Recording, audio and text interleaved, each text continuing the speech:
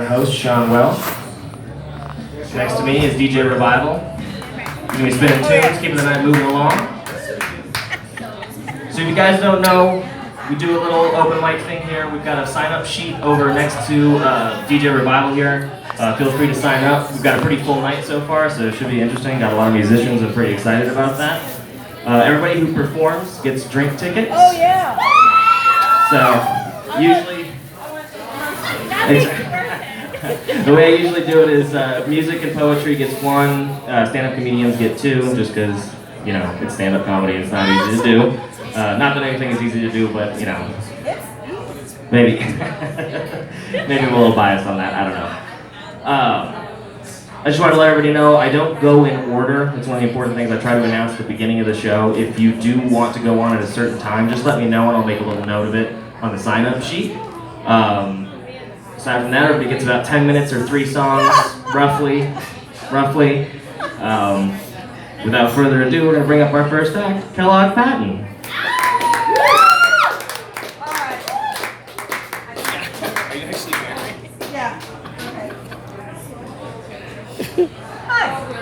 My name is Kellogg Patton. I represent the Flying Flamingo Refuge. I have a YouTube channel and a Facebook page where I promote non-violent venting of what pisses you off. And I'm pissed off because I only get 10 minutes. So I am taking a sabbatical until it gets light at 6:30 in the evening, probably April. But I'm going to find another venue and I'm going to create a veterans venting where we can get up and talk about all the crap that went on in our military duty. I have 23 years in the Air Force. I'm retired and I'm wondering what to do with all the money that I'm making now. But anyway, the Flying Flamingo Refuge, if you Google it, there are videos that will come up on the Google. And the one that came up today was me talking about my pre-breast surgery in April. So I highly recommend that you Google the Flying Flamingo Refuge. I also am a quilter, and I want to, Brandon, give that thing to Leslie there. Brandon is my videographer. Last month I talked about going to a gun range and shooting my computer with a shotgun, which destroyed it. And Brandon, come up here. I made a quilt for him. It's got marijuana on the back. And that's $28 a yard, Brandon. So you're special. Okay. And then Brandon is retired from the railroad. And I happen to have a quilt with a train. Woo! There goes the microphone. Hello. With a train on it. So that's for Brandon. And I collect hugs, but I can take off my, no, I can hug like this. Yeah. Okay. Anyway, I also have other quilts. There's a 5-year-old over there that needs a quilt. Hand me the panda quilt, please. This is, anybody who doesn't have one of my quilts and is celebrating something, raise your hand, because I have 2 others. Can the 5-year-old come up? Can he come up? Otherwise, I'll come to him. I'll come to him. Is he coming up, buddy? Come on. I got a present for you. For you. It's labeled Penguin. What Penguins. Oh, that's right. It's Pumas, Pickles, and Panda. Okay? And it's just your size. And it's got pandas on the back. And somewhere along the edge is a mountain lion. Okay? And what else did I say? Pickles. There are pickles on there. Okay? So that's for you. All right? And it's just your size. All right? Awesome. Thank you for coming up. Who's celebrating something? Anybody celebrating a birthday? Anybody like classic cars? No? Okay. Yeah? I'll give the quilts to the VA, hospice, and CLC. But that's okay. Now I'll start my monologue. In 2004, I had a major meltdown, emotional breakdown. I was literally a crying machine, and my lower lip needed a paper clip to hold it and keep it from shaking. I had a major meltdown after probably 58 years of severe depression unmedicated. And the civil service Navy, I was a GS9 or something like that, writer-editor. Office of Personnel Management retired me with mental health issues and associated cardiac problems. Okay, that was 04. In 05, I got a job at MGM Grand, because when you're in Las Vegas at Nellis Air Force Base and you don't have any skills except you can talk your way out of a paper bag and are very verbose and love to talk.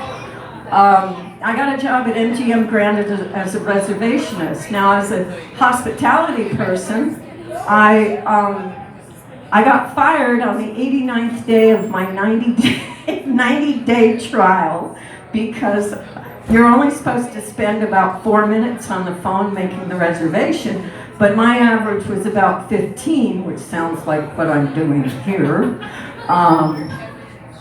15 minutes, and so they fired me, and it was the best firing in the whole wide world because I didn't have to be nice on the phone anymore. I didn't have to be, hi, this is Kellogg. How can I take your reservation? Thank you for calling MGM Grand. The only good thing about that job for 89 days was we got our own buffet in the hotel for employees, and all you could eat. And I'm a recovering foodaholic. And their ice cream, and their, oh, I won't, no, Okay, I'm gonna save all that for my veterans venting venue. That is not gonna be 10 minutes at the Raven. So anyway, they fired me, and I was like, oh, this is great. Okay, I'm in Las Vegas, retired. I feel guilty because everybody else is going to work and I'm not. And I didn't know at the time that I had what is called a, what's that? Dissociative disorder. Is that what it's called, Les? This is my shrink down here. So this is wonderful. She's validating how crazy I am and keeping me on my meds. Okay, thank you, the VA, and my 23 years that I deserve. Dr. Duckett, Ducky, whatever her name is. Anyway, I left MGM Grand, and a friend of mine said, oh, you can come work where I work. I said, what do you do? Oh, I make reservations. And I was like, cool. She said, for lap dances. And I said, what? And she said, yeah, we make reservations for lap dances and other visitations of ladies of the evening for customers. And I was like, oh, good. I go from, hi, this is Kellogg at MGM Grand, how can I help you? To, hey, babe, what can I get for you today? Do you want a blonde? But I lasted there 24 hours because I was allergic to cigarette smoke. The pay was wonderful. It was $20 an hour, and you got like $30 if you actually booked a lap dance, and the bitch, and the lady of the evening showed up for it. And so I lasted 24 hours allergic to cigarette smoke and said, oh gosh, what do I do now? And that's when my mother called from Prescott and said, I have Parkinson's, I can't live alone, when can you be here? And I was like, hallelujah, Mom, thank you. So 14 hours later, I left Las Vegas with my dog and most of my possessions and came to Prescott, and the rest is history. But the other unusual jobs that I've had in my life was after I got divorced in 1980-something, left Misawa, Japan, and went to Tucson to live with because my mom lived in Tucson at the time. And if you're unemployed, go to a temporary agency to get a job. You can get all sorts of really weird jobs there, and they pay good. And so I went to a place called Manpower. And I knew I had too much testosterone when I felt comfortable at Manpower. I'm still trying to tap into my feminine side. Those of you who know me know that dresses are not part of my wardrobe. But I did wear some leggings to remind you that I'm still Kellogg. Okay? But anyway, I got a job assembling AK-47 assault rifles at $9 an hour. Yeah. Awesome. They called me up and they said, "We have an unusual job for you and we know that you will take it." So I drove out into Marana from Tucson, about 20 miles from the east side over, and there was about 10 acres of cactus, and in the middle was about a half an acre of concertina wire, 10 to 12 foot chain link fence, guards with packing 9 mils and Rottweilers and German Shepherds and patrolling all around. And I pulled up in my 71 Volkswagen bus and said, "Hi, I'm supposed to work here."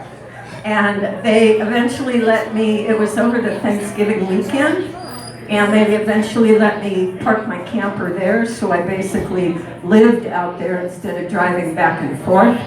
And we were we were getting the AK-47s from China for a company in Tucson who is the only black powder and authorized dealer to get the AK-47s from China. They'd come in, they'd line up on boxes, we'd line up, and my job was to stamp the company name on the butt or whatever, Brandon, where Receiver? On the gun somewhere. Yeah. And it was wonderful. The owner of the company really liked me, and I ended up having an affair with him for about 4 months until his wife found out. So I like to push the envelope. How am I doing on time? Am I pushing the envelope? 1 minute. Oh gosh, what else can I talk about? Oh, anybody want a quilt? There you go. Nobody wants a quilt? Okay, I'll give it to the VA hospital. Okay, that's all. All right? Awesome. I did it! Okay. You will hear more about me because Brandon and I are going to film each one of the paintings that I have representing my PTSD, sexual trauma, and all sorts of other crap that Leslie's had to listen to for 2 years. Okay, I'm getting off the stage, but I need help, Brandon.